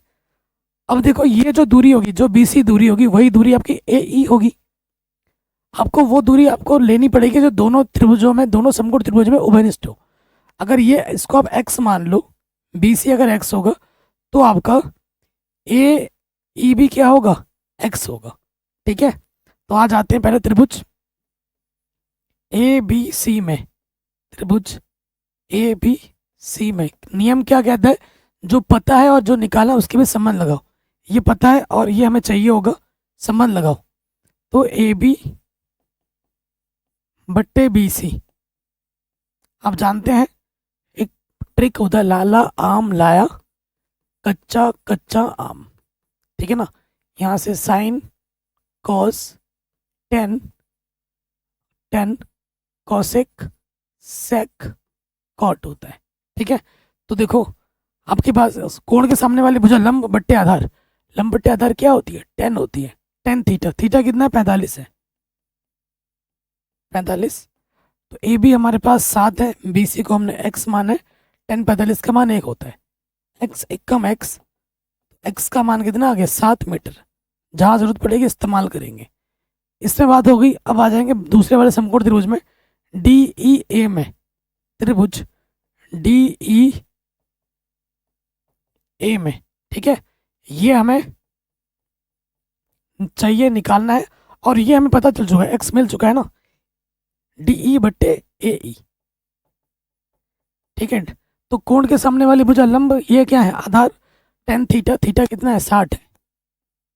तो डी ई हमारे पास क्या है, h है, और ए ई को हमने x माना है, 10 60 का मान होता है √3। h बराबर क्या हो जाएगा, x अंडर रूट 3, और x का मान हमारे पास कितना है, 7 है, यहाँ रख दोगे 7 अंडर रूट 3। ठीक, अतः टावर की ऊंचाई, अतः टावर की ऊंचाई, ठीक है, टावर की ऊंचाई क्या होगी, h प्लस 7, तो ये हो h का मान कितना है, 7 अंडर रूट 3 प्लस 7, 7 आ जाएगा ओवरनिस्ट, अंडर रूट 3 कम अंडर रूट 3 आंसर। ठीक है, तो ये प्रश्न भी हमारा बड़े आराम से बन गया। कोई भी डाउट हो आप दोबारा देख सकते हैं। अगले प्रश्न पे आ जाते हैं। ये आपके अथवा में दे रखा है, एनसीईआरटी का प्रश्न है, इसको मैं जानबूझ के नहीं करूंगा। ठीक है, एनसीईआरटी का प्रश्न है, 80 मीटर चौड़ी सड़क के दोनों ओर आमने सामने समान लंबाई वाले दो खंबे लगे हुए हैं। इन दोनों खंभों के बीच सड़क के दोनों छोरों पे लगे पड़े हैं। सड़क के बिंदु से खंभों के शिखर के जो उन्नयन कोण है वो क्रमशः 60 और 30 डिग्री है। खंभों की ऊंचाई और खंभों के बीच की दूरी ज्ञात करनी है। ये क्वेश्चन बहुत इंपॉर्टेंट है और एग्जाम में बार बार आता है। ठीक है, आपको सर क्यों नहीं करवा रहे यार, करा दो, तो मैंने बच्चों ऑलरेडी बढ़ा रखा है, मैं जानबूझ के करा रहा हूँ, छोड़ रहा हूँ, ताकि आप मेरे एनसीईआरटी वीडियोस खोल के देखें कि सर ने सब पढ़ा रखा है, सब कुछ करा रखा है। एक बार खोल के देखें मेरे कहने पर। ये वेरी इंपॉर्टेंट क्वेश्चन है। ये चैप्टर नंबर 9 प्रश्नावली 9.1 का एनसीईआरटी का प्रश्न है। आई थिंक 13-14 नंबर का प्रश्न होगा, 8-9 नंबर का प्रश्न होगा, 13-14 नहीं, जाके देख लेना, 8वां या 9वां क्वेश्चन नंबर होगा, देख लेना, मिल जाएंगे आपको। ये सारा कुछ पढ़ा रखा है, मैं प्लेलिस्ट की लिंक्स डाल चुका हूँ डिस्क्रिप्शन में, जाके देख लेना। चैप्टर नंबर 9 प्रश्नावली 9.1 का प्रश्न है। ये भी एनसीईआरटी का प्रश्न है, प्रश्नावली 10.2 का प्रश्न है। डरो मत, ये करा दूंगा, ठीक है, टेंशन मत लो। कह रहे वृत्त के परिघात एक चतुर्भुज एबीसीडी खींचा गया है, सिद्ध कीजिए कि A B plus C D A D plus B C के बराबर होगा। बहुत आसान सा प्रश्न है। प्रमेय जानते हैं आप, जिस प्रमेय के लिए मैंने आपको छोड़ा है, प्रमेय 10.2 का प्रूफ एग्जाम में आता है, वो क्या कहती है कि बाह्य बिंदु से वृत्त पर डाली गई स्पर्श रेखा की लंबाई बराबर होती है। डी आर बराबर होगी डी एस के, सी आर बराबर होगा सी क्यू के, ए पी बराबर होगा ए एस के, बी पी बराबर होगा बी क्यू के, और हमें ये चीज सिद्ध करनी है। तो यहाँ लिख देंगे प्रमेय 10.2 से क्या जानते हो, प्रमेय 10.2 से जो डी आर है वो किसके बराबर है, डी एच के बराबर है। डी आर बराबर है डी एच के, सी आर सी क्यू के बराबर है, आर वाला आर की तरफ रखो, सी आर बराबर है सी क्यू के। उसके बाद ए पी बराबर ए एस के, एस वाला एस की तरफ रखो, ए एस किसके बराबर है, ए पी के, ठीक है। और फिर बी पी, पी वाला पी की तरफ रखो, बी पी बराबर है बी क्यू के।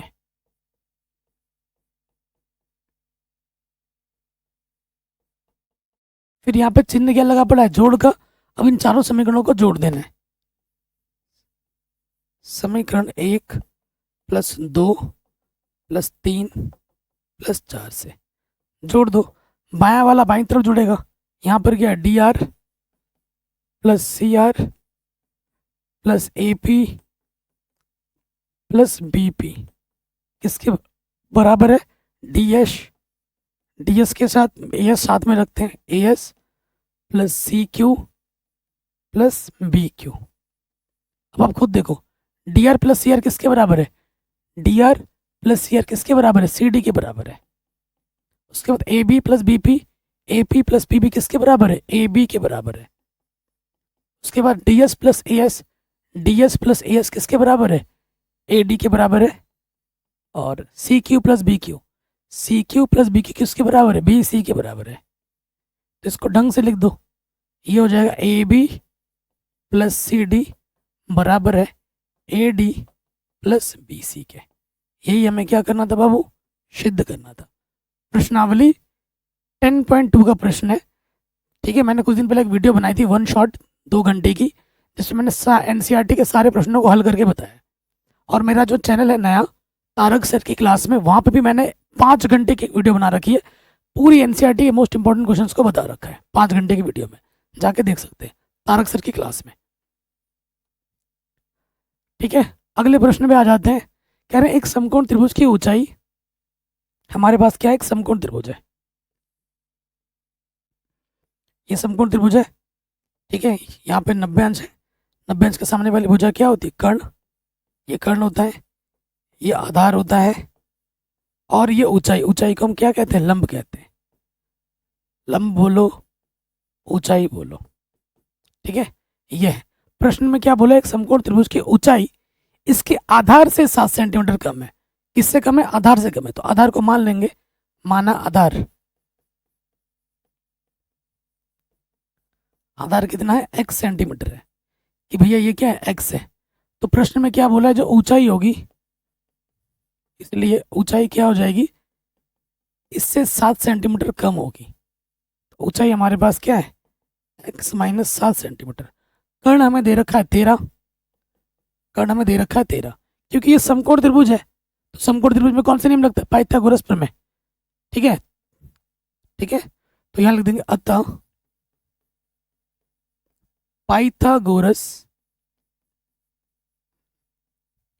पाइथागोरस प्रमेय से, पाइथागोरस प्रमेय से क्या हो जाएगा, पाइथागोरस प्रमेय क्या कहती है, पाइथागोरस प्रमेय कहती है कर्ण का जो वर्ग होता है वो बराबर होता है आधार का वर्ग प्लस लंब का वर्ग, ठीक है। तो जब जब मैं लंब बोलता हूँ ना, तो मुझे थोड़ा डर भी लगता है कि मेरे मुंह से कुछ और ना निकल जाए, ठीक है। तो कर्ण कितना है, कर्ण हमारे पास है 13, 13 का वर्ग। आधार मेरे पास क्या है, x है, x का वर्ग। और लंब मेरे पास क्या है, x माइनस 7, ठीक है, x माइनस 7 का वर्ग। अब खोल देंगे, यहाँ पे सूत्र लगेगा, यहाँ पे कौन सूत्र लगेगा, a माइनस बी का वर्ग, a माइनस बी का पूरे का वर्ग। इसका सूत्र क्या होता है, a square plus B square minus का 2ab, ठीक है जी। सूत्र में रख दो, 13 का वर्ग होता है 169 एक्स स्क्वायर, ए का वर्ग ये हो जाएगा प्लस बी का वर्ग हो जाएगा माइनस का 2ab हो जाएगा।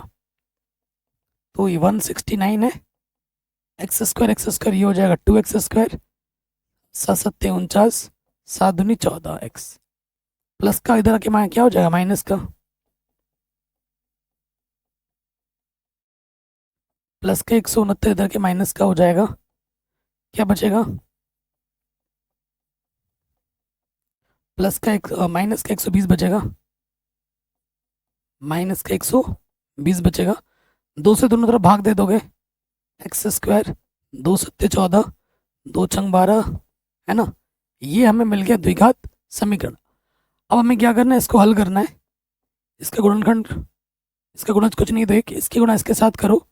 ऐसी दो संख्या लो जिनका गुणा करे तो 60 है और घटाए तो 7 है। 12 पंजे 60, 12 में से 5 घटाओगे 7 आ जाएगा, ठीक है।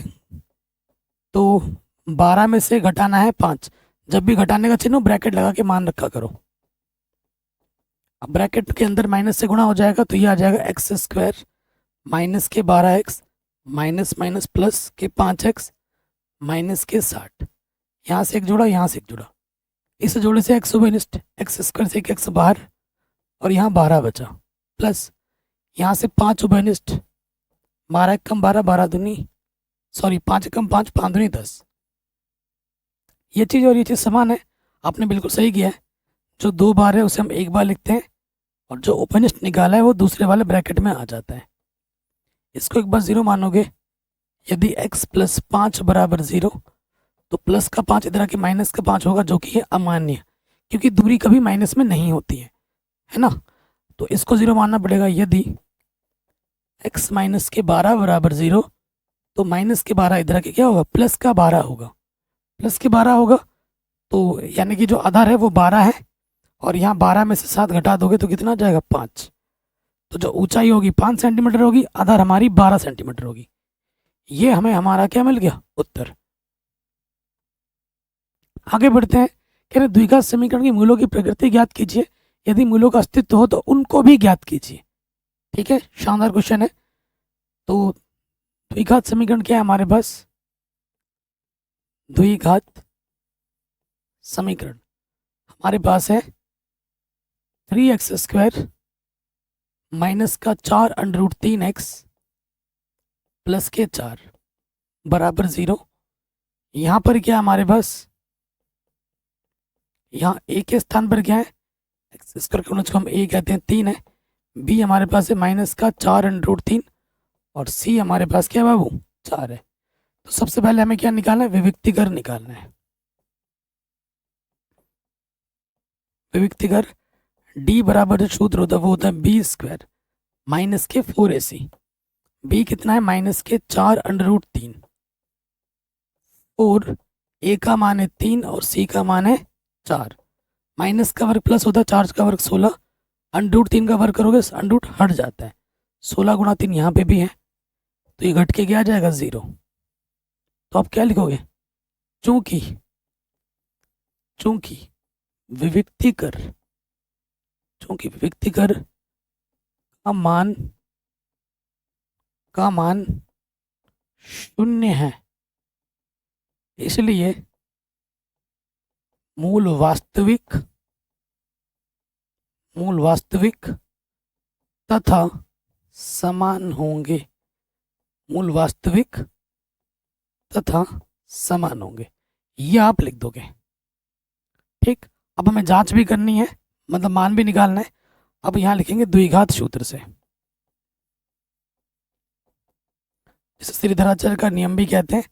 द्विघात सूत्र क्या होता है, x बराबर माइनस का b प्लस माइनस अंडररूट का d बट्टे में 2a, ये सूत्र होता है। ठीक, d हम पहले ही निकाल चुके हैं, b का मान कितना है माइनस के 4√3, विविक्तिकर का मान हम पहले ही निकाल चुके हैं 0 और a का मान कितना है 3 है। नेगेटिव नेगेटिव पॉजिटिव ये हो जाएगा 4√3, 0 का वर्गमूल 0, 2 3 6। किसी भी संख्या में 0 जोड़ा या घटा वही संख्या रहती है और मूल तो समान आएंगे, 2 3 4, 2 3 6। x का मान आ जाएगा 2√3 बट्टे में 3। ठीक है, ये 2 बार आएगा ये मान, तो यहाँ लिख देंगे हम ट्वाइस आंसर। मूल समान है ना, दोनों मूलों के मान यही होंगे। वेरी इंपॉर्टेंट है और एग्जाम में बार बार आता है, तो ये क्वेश्चन भी हमने आराम से सॉल्व कर लिया। आगे बढ़ते हैं, फिर निम्नलिखित बारंबारता बंटन के माध्यक ज्ञात कीजिए। 20 से 30, 30 से 40, 30 पे खत्म हो रहा है, 30 से स्टार्ट हो रहा है, सही है। हमें क्या निकालना है, माध्यक निकालना है। तो मैं क्या करता हूँ, आंकड़ों को थोड़ा छोटा कर लेता हूँ। ठीक, तो इसको साइड करो यार, साइड करते हैं और अब सारणी हम बनाते हैं। ठीक है, सबसे पहले आ जाएगा यहाँ पर वर्ग अंतराल, फिर बारंबारता आता है और फिर हमारा संचयी बारंबारता आता है। यहाँ लिखेंगे हम वर्ग अंतराल, बारंबारता, संचयी बारंबारता। वर्ग अंतराल है 20 से 30, 30 से 40, 40 से 50, 50 से 60, 60 से 70, 70 से 80, कहाँ तक जा रहा है 100 तक, 80 से 90 और 90 से 100। ठीक, यहाँ पर हम लिखते हैं कुल। फिर बारंबारता में क्या दे रखी है, 4, 12, 16, नहीं 14, 4 12 14, 16 20, 16 10 8, 16 10 8, 16 10 8। ठीक है, ये दे रखा है। संचयी बारंबारता कैसे निकालते हैं, पहला वाला वैसा का वैसा 4 4, अब नीचे वाला जोड़ो, 4 में 12 जोड़ोगे 16, 16 में 14 जोड़ोगे 30, 30 में 16 जोड़ोगे 46, 46 में 20 जोड़ोगे 66, 66 में 16 जोड़ोगे 6 और 6 12, 7 और 1 8, यहाँ पे आ जाएगा 92, 92 में 8 जोड़ोगे 100 आ जाएगा। इन सबको जोड़ोगे तो 100 आ रहा होगा और f के कुल योगफल को हम n से दर्शाते हैं। यहाँ जितना होता है यहाँ पे भी उतना ही होना चाहिए, यहाँ 100 है तो यहाँ पे भी 100 होना चाहिए। अगले पद में हमें क्या करना है, हमें ढूंढना है n/2 यानी कि 100/2 यानी कि 50।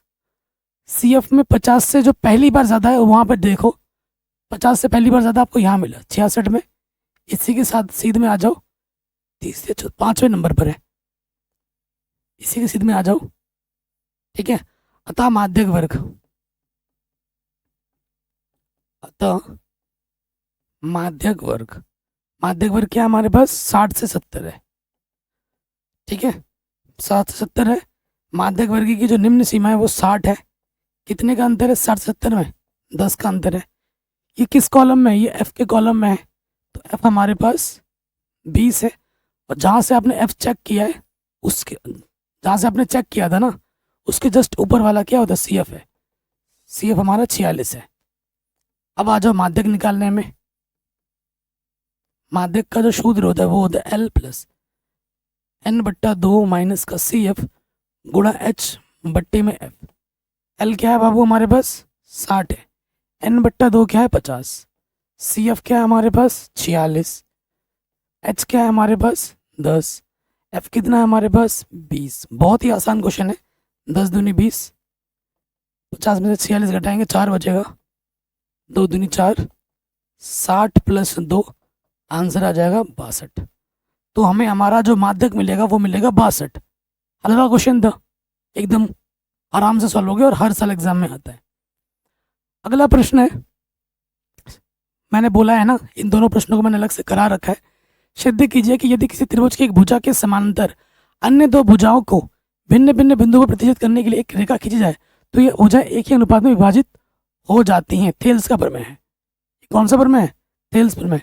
प्रमेय 6.1। इसका जो प्रूफ है वो मैं अलग से वीडियो बना रखा हूँ। 10.2 का भी अलग से बना रखा हूँ, और ये दोनों एक साथ आपको वीडियो में मिल जाएंगे डिस्क्रिप्शन पे। पक्का आपके एग्जाम में आएगा, मेरे से मोहर लगा लो कॉपी में, एग्जाम में पक्का आएगा। ये दोनों थ्योरम आएंगे। प्रूफ नहीं करोगे वो आपकी चॉइस है, मत करो। क्या जा रहे हैं? जब एग्जाम दे के आओगे फिर बोलो अरे सर ने तो कहा था कि आएगा, और तो मैं तो करके नहीं गया था, अपने ईगो में था। और फिर आके बोलो अरे सर मैं कर लेता तो सही हो जाता। भाई ये दोनों पर मैं रट लेना, एग्जाम में पक्का आएगा, पक्का 100%। मोहर लगा लो मेरे से, ठीक है? ये ऑलरेडी पढ़ा रखा है, लिंक्स मिल जाएंगे डिस्क्रिप्शन पे। अगला क्वेश्चन है, ये एनसीईआरटी का प्रश्न है। आई थिंक नई एनसीईआरटी बुक के आधार पर प्रश्नावली 13.2 का क्वेश्चन नंबर 7वां या फिर 8वां है। छठा है, आई थिंक छठा 7वां क्वेश्चन नंबर है ये वाला, ठीक है? कितनी शीशे की गोली डाली जाती है? आंसर आएगा 100। आंसर भी रटा हुआ है मुझे, क्योंकि आज से नहीं पढ़ा रहा हूँ, 15 साल हो गए मुझे पढ़ाते हुए।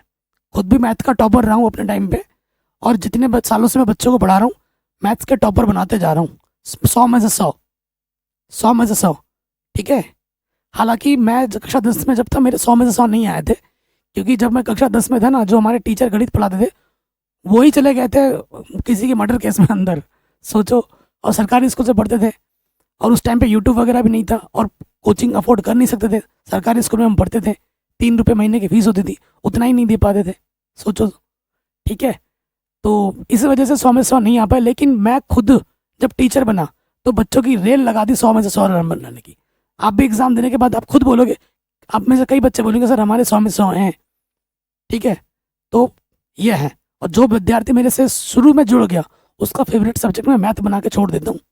ऐसे बच्चे हैं, ऐसे बच्चों को भी मैंने ट्यूशन पढ़ाया जो गणित में फेल हैं, 2 नंबर हैं, 2 नंबर हैं। सोचो उसका कैटेगरी कहाँ पे होगा। और उस बच्चे को नेक्स्ट ईयर जब वो मेरे पास कोचिंग पढ़ने आता है और वो बच्चा गणित में सिर्फ पास नहीं होता, डिस्टिंक्शन नंबर आते हैं। 100 में से 80 नंबर, 84 नंबर आए हैं उसके। अगर आप कहोगे एक वीडियो भी दिखा दूंगा रिजल्ट के साथ, ऐसे हवाबाजी में नहीं बोल रहा हूँ, रिजल्ट के साथ, ठीक है? और फिर वो बच्चा क्लास 11th-12th में जाके फिर गणित में लेके भी आगे पढ़ाई करता है, 11th-12th में भी। तो मेरे से जो पढ़ता है शुरू में जुड़ गया, उसका फेवरेट सब्जेक्ट मैथ्स बना के छोड़ देता हूँ। इस तरीके से पढ़ाता हूँ, और वो खुद पढ़ने लगता है, बाकी विषयों को छोड़कर सारी मैथ मैथ मैथ मैथ पढ़ने लगता है, ठीक है? इस तरीके से मैथ पढ़ाता हूँ। तो ये क्वेश्चन जगह नहीं है मेरे पास, ठीक है ना? पूरा स्लाइड घिर चुका है, देख रहे हो, जगह नहीं है स्लाइड में। तो मैं बता दूंगा, ये एनसीईआरटी का प्रश्न है, प्रश्नावली 13.2, नहीं एनसीईआरटी बुक, क्वेश्चन नंबर 6 या फिर 7वां होगा, ठीक है? और कई बार मैंने मॉडल पेपर में भी सॉल्व करा रखा है, पेन पेपर वाले में, ठीक है? जाके देख लेना, डिस्क्रिप्शन में लिंक मिल जाएगी। क्वेश्चन नंबर बता दिए, प्रश्नावली बता दिए, जाके देख लेना, करा रखा है।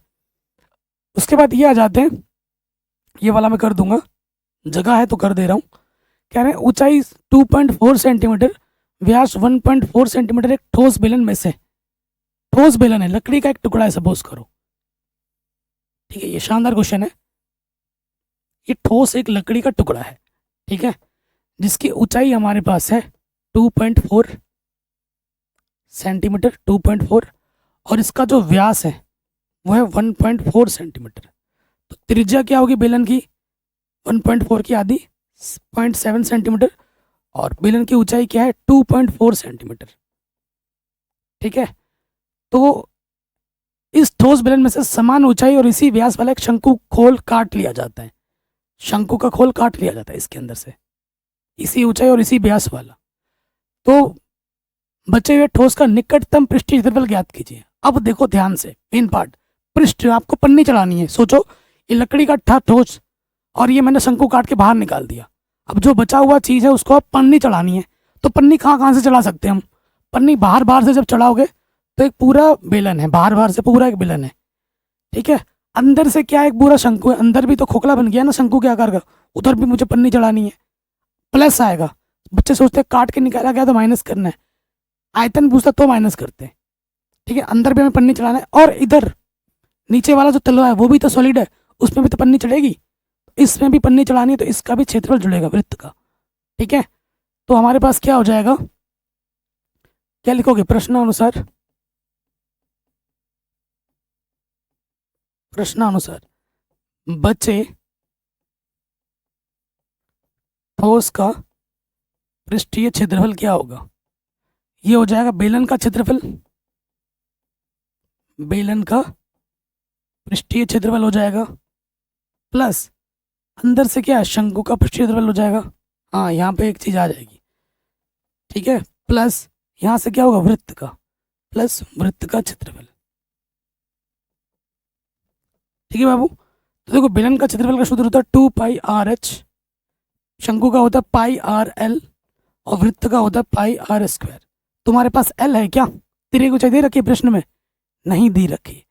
तुम्हें तिर्यक ऊंचाई प्रश्न में दिया ही नहीं है, तो तिर्यक ऊंचाई पहले निकालनी पड़ेगी। तिर्यक ऊंचाई एल बराबर सूत्र होता है h² + r² अंडररूट में। h कितना है हमारे पास 2.4, r कितना है 0.7, वर्ग करो 24 का वर्ग 576 होता है, दशमलव लग जाएगा 2 स्थान के बाद, 7×7 = 49 दशमलव लगेगा 2 स्थान के बाद, जोड़ोगे तो 6.25 आएगा। तो इसका जो वर्गमूल होगा 2.5, 25 वर्गमूल होगा 625 का, अंदर 2 स्थान के बाद है, बाहर आके 1 स्थान के बाद लग जाएगा। तो ये तिर्यक ऊंचाई भी हमें मिल गई। अब मान रख दो, तो कम से कम πr उभयनिष्ठ है, अंदर बचेगा 2h, यहाँ से बचेगा l, और यहाँ से बचेगा r। पाई का मान 22/7, त्रिज्या है 0.7, h का मान है 2.4, l का मान है 2.5, और r का मान है 0.7। तो 7 × 7, 22 × 22 गुणा करोगे तो 2.2, 4 दूनी 8, 2 दूनी 4, 4.8, ये हो जाएगा 7 और 5 12, हासिल लगा 1, 3.2। तो ये हो जाएगा 2.2 × 8, इनको जोड़ोगे 8 आएगा, 8 दूनी 16, 8 दूनी 16 और 1 17, दशमलव 1 स्थान के बाद। तो आंसर आ जाएगा 17.6 सेंटीमीटर स्क्वायर। ठीक है, कुछ क्वेश्चन जो मैंने स्किप किए हैं बच्चों, वो मैंने ऑलरेडी पढ़ा रखे हैं, उन पर वीडियो बना रखे हैं। ठीक है, प्लीज़ डिस्क्रिप्शन एक बार चेक करना, इस वीडियो को ज़रूर शेयर करना। ये वीडियो बहुत इंपॉर्टेंट है और यहाँ से एग्जाम में प्रश्न 100% आएंगे आपके एग्जाम में, ये मेरा दावा है। ठीक है, बाकी सभी चीज़ें पढ़ा रखी हैं, प्लेलिस्ट आप चेक कर सकते हैं। अपना ख्याल रखें, मिलते हैं आपसे नई वीडियो में। जय हिंद।